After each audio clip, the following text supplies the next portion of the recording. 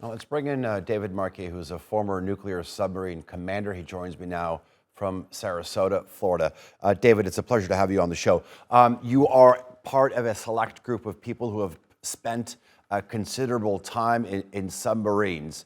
I'm wondering if you can talk to us about how the five people on board the Titan, if they're alive, and this is a point that was made in Martin's news package, what must be going through their head? What is their state of mind, their psychology right now? Well, they're in a very cramped space. This is about as big as a minivan. There's five of them.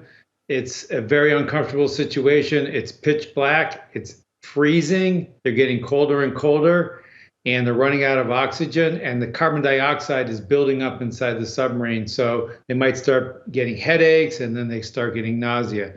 They need to remain calm. There's a couple reasons for this. Number one is they got to do everything they can to try and fix their ship and get it up to the surface.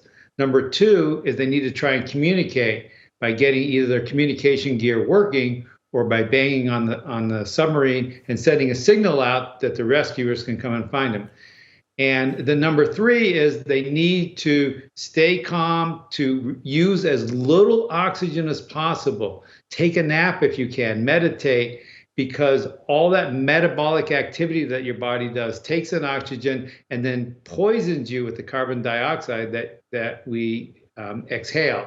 So they want to remain calm. And this group of people is they're no strangers to these kinds of extreme activities. So I think if anyone could do it, these guys can probably do it.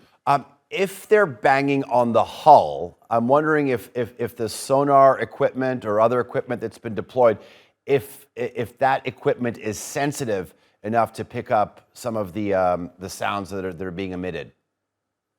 I would think so, because what that banging is, it's not necessarily louder than the other things in the ocean. You have waves making noise, you have shrimp and biologic and whales and dolphins. So there's a lot of things making noise in the ocean. But that banging sound is very distinctive, it's metallic, and it will be analyzed by the sonar systems as man-made. And the sonar systems are designed to go after that man-made sound. Ships make propeller sounds or machinery noise, and it's sort of very rhythmic man-made sound. So bang, bang, bang, bang, bang is going to definitely be, no dolphin makes a sound like that. And so then the sonars will be really alert to that, and they'll pick that out of all the rest of the noise. It kind of reminds me of the Tom Clancy film, The Hunt for Red October, where there was a scene where there was an advanced technology. All right, right now it is a search operation. But if the mini sub is found, obviously this is going to quickly turn into a rescue operation. Because you are a former submarine commander, I want to ask you if you feel that there are any similarities between the Kursk, the Russian submarine. I mean, I think that was at a much shallower depth, right? That's correct. That was at a much shallower depth. In general, the military submarines are designed to operate at shallower than these deep diving submarines. There's no reason for us to go that deep. So we operate shallower. The Kursk, part of the Kursk was damaged, and the crewman in that section died, but in the back half of the submarine, it remained intact on the bottom. Regrettably, although help was offered, and the Norwegians, because they have a big oil and offshore oil industry, have these kind of ships that could go down and help. The Russians delayed in allowing them to come and help, and so the crewmen there perished as well. How complex of an operation is it right now for the authorities who are conducting this search? All right, so in terms of square area, I mean the area on top of the sea surface, it's about almost 30,000 square kilometers, roughly the size of Connecticut. But then you have everything below it too. So it's a huge amount of area volume that they're searching. Yeah, so the complexity is you're searching in two levels. You're searching on the surface in case they got up to the surface, and that's going to be a relatively wide area. But the good news is the airplanes are designed to cover that big area of ocean, and they're pretty efficient at doing that. The second part is more complicated, is you're now searching underwater for something that's the size of a big car that's not making any noise. So it's going to look like a rock formation or just a piece of debris from the Titanic when the sonars go over and they scan for it. So what's going to happen is the sonars are going to find things that look like they might be the submarine.